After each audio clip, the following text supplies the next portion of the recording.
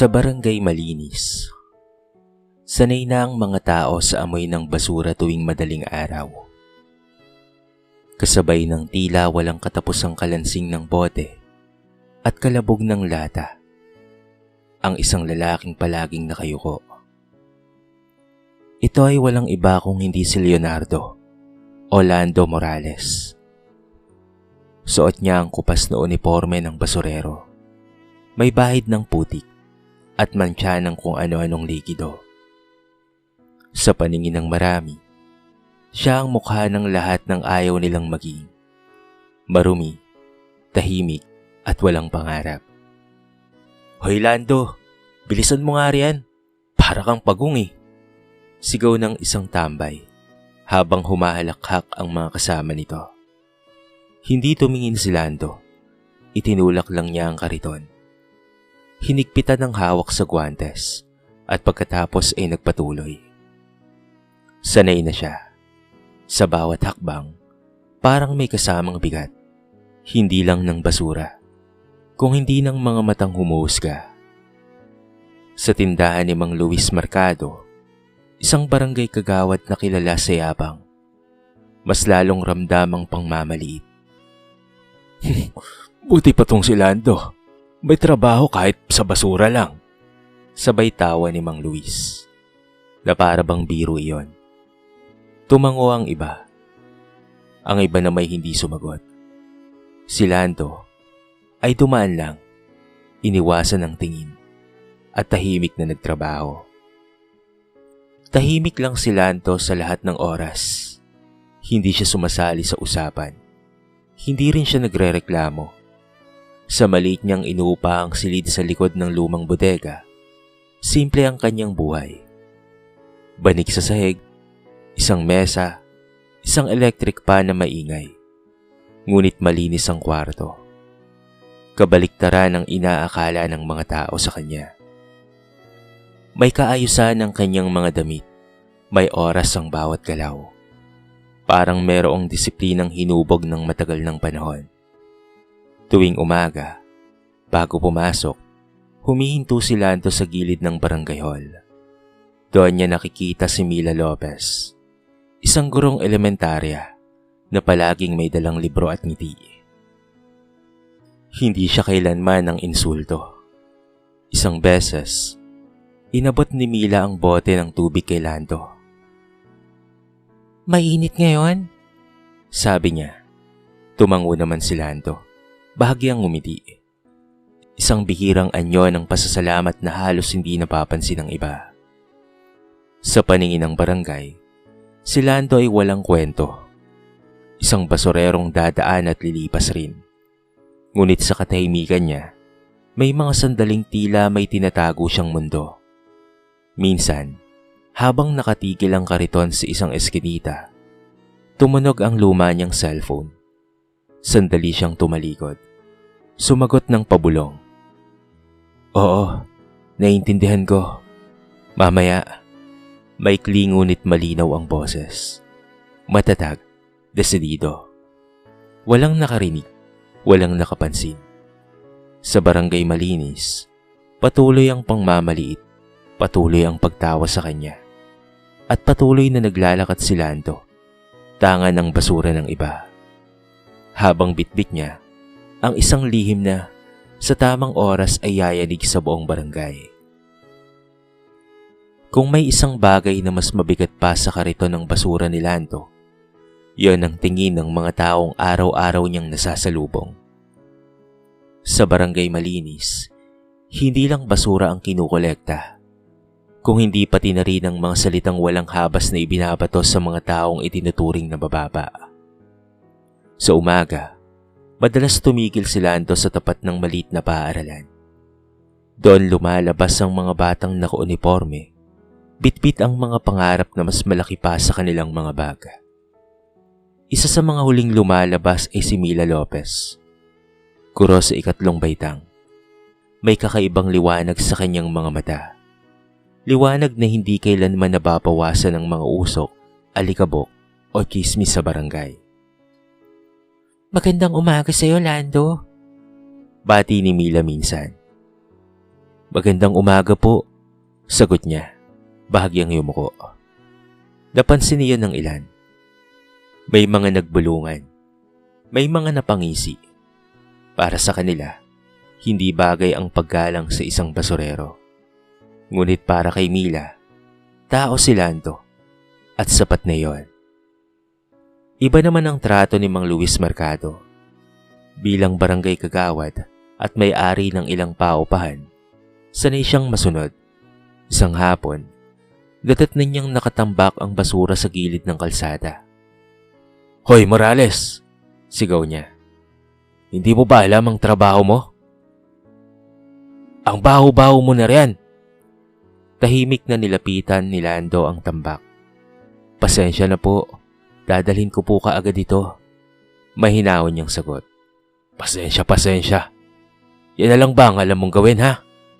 Singhal ni Mang Luis. "Kung marunong ka lang sanang mag-isip, baka hindi ka basurero ngayon." May mga nakarinig, may tumawa, may nag-video pa. Wala ni isang tumindig para ipagtanggol si Lando. Maliban na lamang kay Mila na papalapit na sana. Ngunit huli na. Umalis na si Lando. Tanga ng basura at ang katahimikan. Sa likod ng barangay hall, may mga tambay na palaging may opinyon sa lahat. "Walang mararating yan," sabi ng isa. "Masyadong tahimik, baka may diferensya sa utak." Sumang-ayon naman ng iba. Parang eksperto sa buhay ng taong hindi naman nila kilala. Ngunit may mga sandaling tahimik ang barangay na hindi nila napapansin.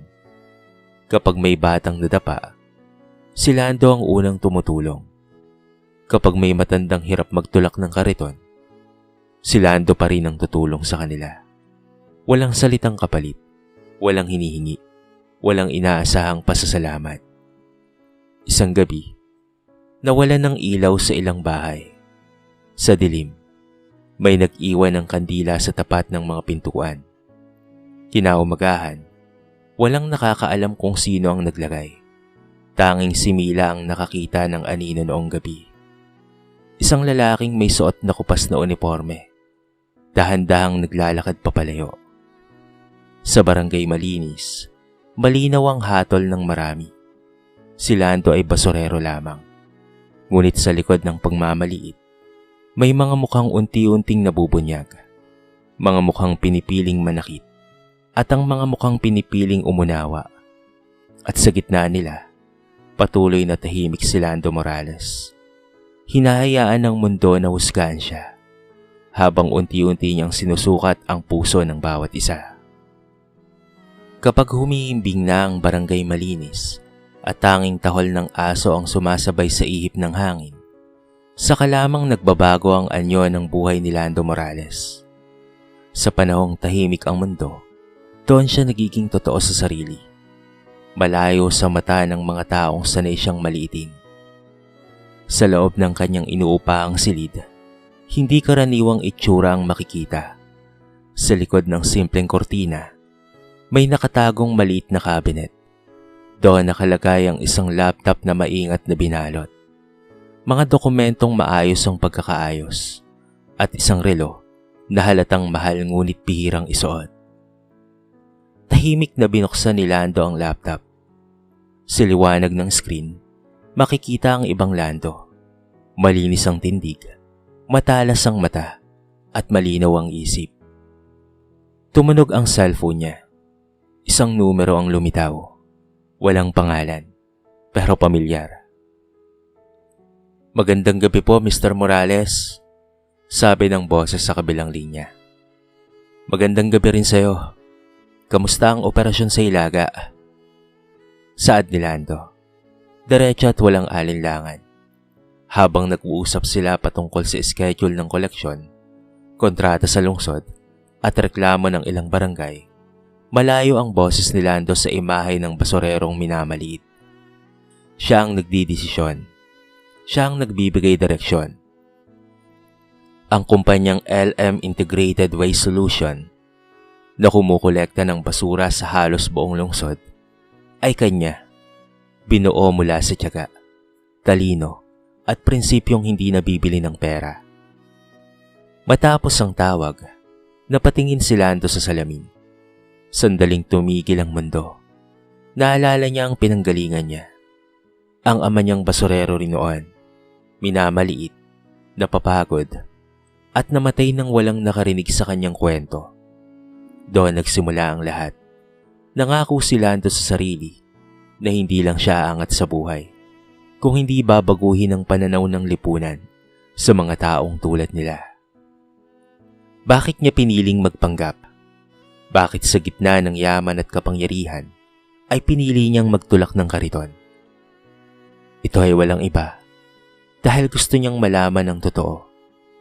Sino ang may malasakit kapag wala kang maibabalik? Sino ang rerespatuhin ka kahit wala kang titulo sa buhay, pera o impluwensya? Kinabukasan, bumalik siya sa kalsada. Parehong uniforme, parehong katahimikan. Ngunit sa isip niya, malinaw ang layunin. Pinagmamasdan niya ang kilos ng mga tao, ang tingin sa mahihirap, ang salita sa mga tahimik, ang ugali kapag may kapangyarihan. Isang umaga, may batang lumapit sa kanya. "Kuya, salamat po kahapon ha." Sabi nito, sabay abot ng munting candy. Napangiti si Lando. Sa munting sandaling iyon, nakita niya ang dahilan kung bakit sulit ang lahat ng ito. Sa likod ng mga tambak ng basura, may mga kwento ng pagkatao.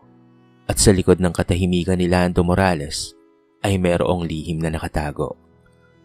Dumating ang panahon na hindi kayang itago ng barangay malinis ang sarili nitong problema. Sa loob ng ilang araw, hindi na kolekta ang basura sa ilang purok. Umalingasaw ang amoy. Nagbara ang kanal at nagsimulang magreklamo ang mga residente. Ang dating minamaliit na gawain ay biglang naging sentro ng galit ng buong barangay. Sa barangay hall, may init ang usapan. "Nasaan ang basurero nyo ha?" Sigaw ng isang residente. "Nagbabayad naman kami ng buwis, pero hindi nyo ginagawa ng tama ang trabaho nyo." Umalingaw ang bulungan. Sabay-sabay na nagturo ang mga mata sa isang direksyon. Walang iba kung hindi kay Lando Morales, na tahimik na nakatayo sa gilid, hawak ang kanyang sombrero. "Yang basurero na yan ang may kasalanan," Kit ni Mang Luis Mercado habang nakaupo sa harap. "Palaging ganyan yan, tatamad-tamad, walang disiplina sa sarili, pati tuloy kami nadadamay." May kumurot sa dibdib ni Mila. Tumayo siya. "Hindi po tama yan. May schedule po ang koleksyon. Hindi po kasalanan ni Lando kung may delay." Napalingon si Mang Luis, halatang iritado. "Hoy, guro ka lang Mila ha. Huwag kang makikialam sa trabahong hindi mo alam." Tahimik si Lando. Alam niya ang totoo. May problema sa kontrata. May hindi nag-release ng pondo sa tamang oras. At may mga utos na sadyang pinabagal ang operasyon. Alam niya rin kung sino ang may pakana. Ngunit pinili niyang manahimik. Hindi pa ito ang tamang oras. Lumipas ang mga araw at lalong sumama ang sitwasyon. Tumami ang lamok, nagkasakit ang ilang mga bata, at sa bawat reklamo, mas tumitindi ang sisi kay Lando. May mga nagbabato ng basura sa harap ng kanyang inuupahang silid. Ang iba naman ay nagsulat sa padera. "Basurang walang kwenta." Isang gabi, nadatnan ni Mila si Lando na naglilinis sa kanto, kahit hindi niya iyon sakop. "Hindi mo na obligasyon to," sabi niya, nanginginig sa galit. "Bakit hinahayaan mo silang tapakan ka?" Tumingin si Lando sa malayo. May mga laban pong hindi dapat ipagsigawan. Mahinahon niyang sagot. May mga katotohanang mas bibigat kapag kusang lumabas. Kinabukasan, may dumating na balita. May inspeksyon mula sa lungsod. Tatawagin ng kumpanyang may hawak ng kontrata sa basura. Biglang nag-iba ang ihip ng hangin sa barangay hall. Si Mang Luis ay pawisan. Panay ang tawag sa cellphone. Ang ibang opisyal ay talaga namang balisana. Samantala, Si Lando ay nagpatuloy sa kanyang gawain. Sa bawat hakbang, mas malinaw sa kanya ang kanyang nakita. Kung sino ang handang tumindig para sa tama at kung sino ang unang magtuturo kapag may problema. Sa gitna ng krisis, ang Barangay Malinis ay nahubaran ng maskara at si Lando Morales, ang lalaking minamaliit, ay nanatiling tahimik. Handa nang ilantad ang katotohanang matagal nang nakabaon sa ilalim ng basura. Puno ang barangay hall ng araw na yon.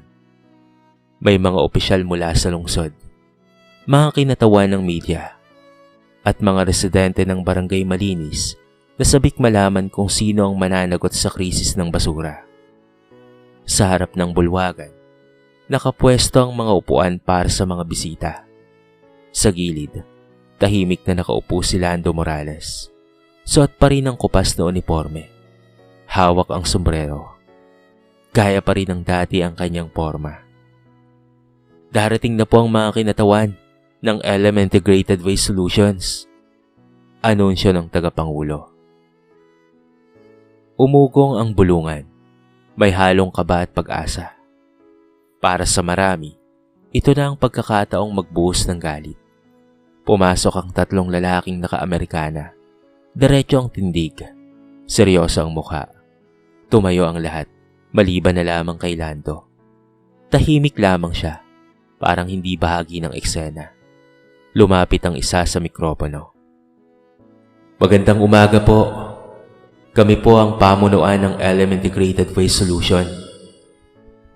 Panimula nito. Ngunit bago kami magsimula, hiniling naming tumayo ang aming chairman at CEO, si Mr. Leonardo Orlando Morales. Biglang tumahimik ang buong bulwagan. Dahan-dahang tumayo si Lando. Inayos niya ang sombrero, hinubad ang guwantes, at lumakad papunta sa harap. Bawat hakbang ay tila humahati sa hangin. May mga panga na bumukas. May mga matang hindi makapaniwala. Si Mang Luis Mercado ay bigla na lamang napaupo, namutla at napahawak sa mesa. Hindi maaari. Bulong niya. Humawak si Lando sa mikropono. Magandang umaga po. Wika niya, malinaw at matatag. Wala na ang boses ng basurerong minamaliit. Ang naroon ay isang lider na sanay pakinggan.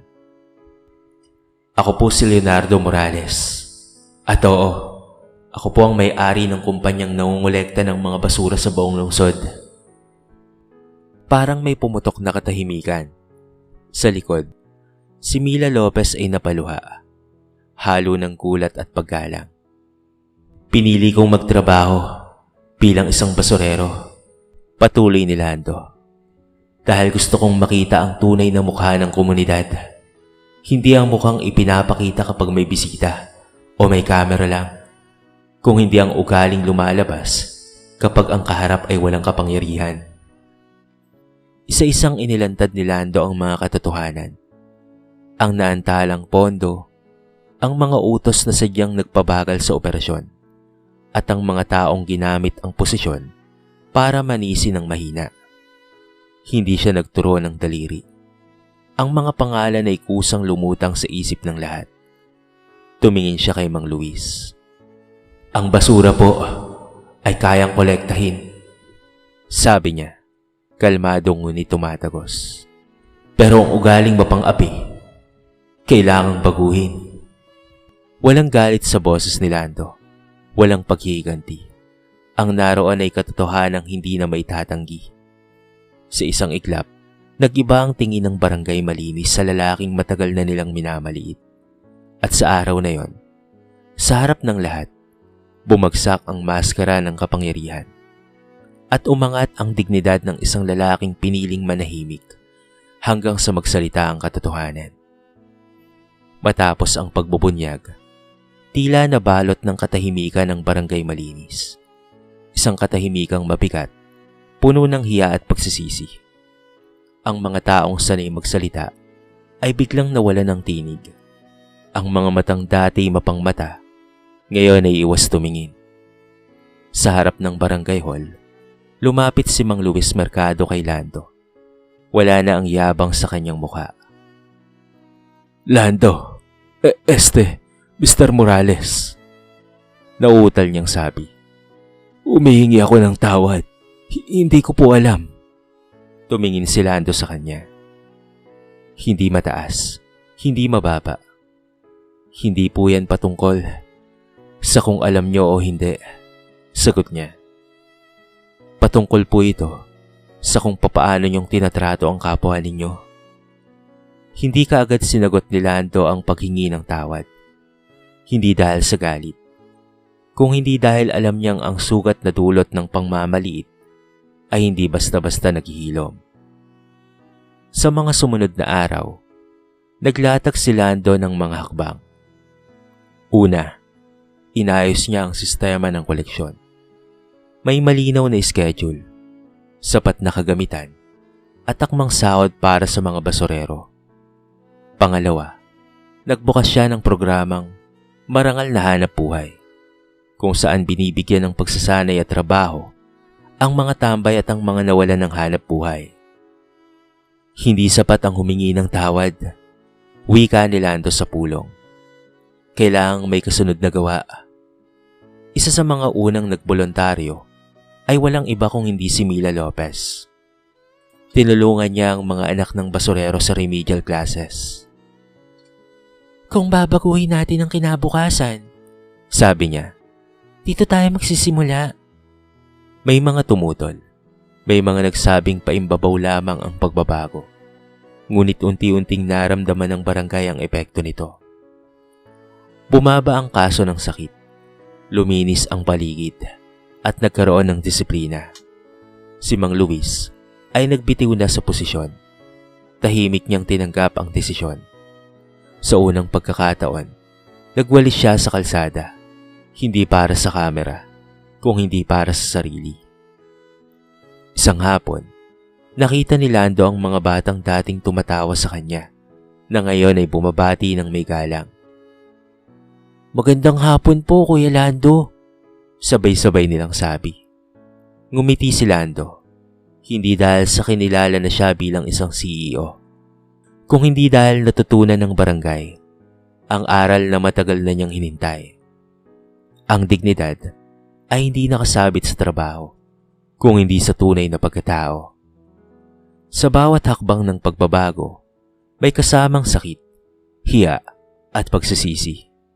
Ngunit sa barangay Malinis, nagsimula ang isang bagong umaga. Isang umagang hindi na binabalot ng pangmamaliit, kung hindi ng pag-unawa at respeto. Makalipas ang ilang buwan, hindi na makilala ang barangay Malinis. Ang dating tambak ng basura ay napalitan ng malinis na kalsada. May mga punong itinanim sa gilid at may mga batang naglalaro ng walang takot sa sakit. Ngunit higit sa pisikal na pagbabago, ang mas malinaw na nag-iba ay ang puso ng mga tao. Si Lando Morales ay kilala na ngayon bilang may-ari ng kumpanya. Ngunit nanatili ang kanyang simpleng pamumuhay. Madalas pa rin siyang makitang naglalakad sa barangay. Minsan ay nakikipagkwentuhan sa mga basurero.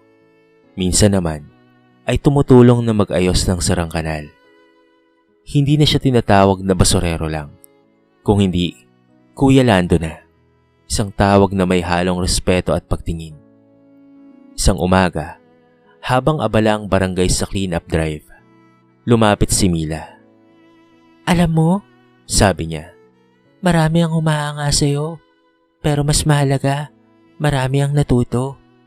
Ngumiti si Lando.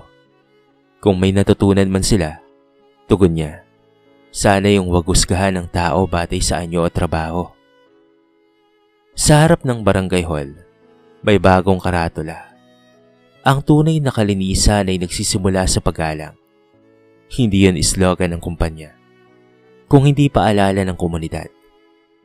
May mga bumisita mula sa ibang barangay at pati na ring lungsod upang pag-aralan ang sistema ng barangay Malinis.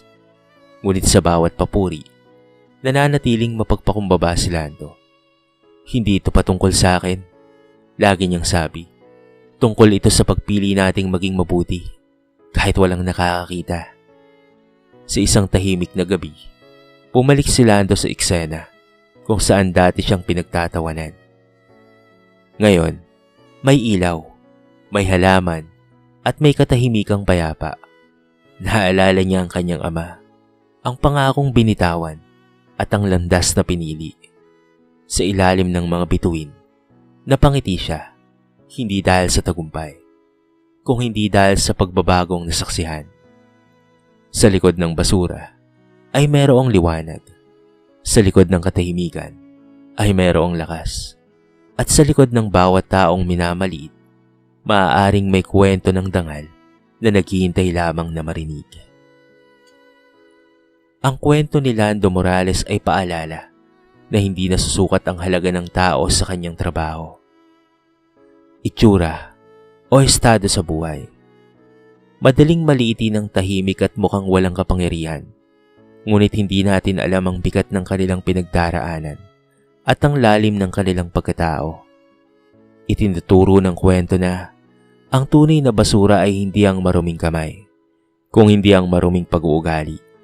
Ang respeto ay hindi dapat hinihingi, kusa itong ibinibigay sa bawat tao.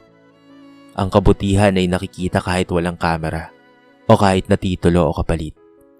Ang pagsisisi ay walang saysay kung walang kasunod na pagbabago. Ang katahimikan ay hindi kahinaan.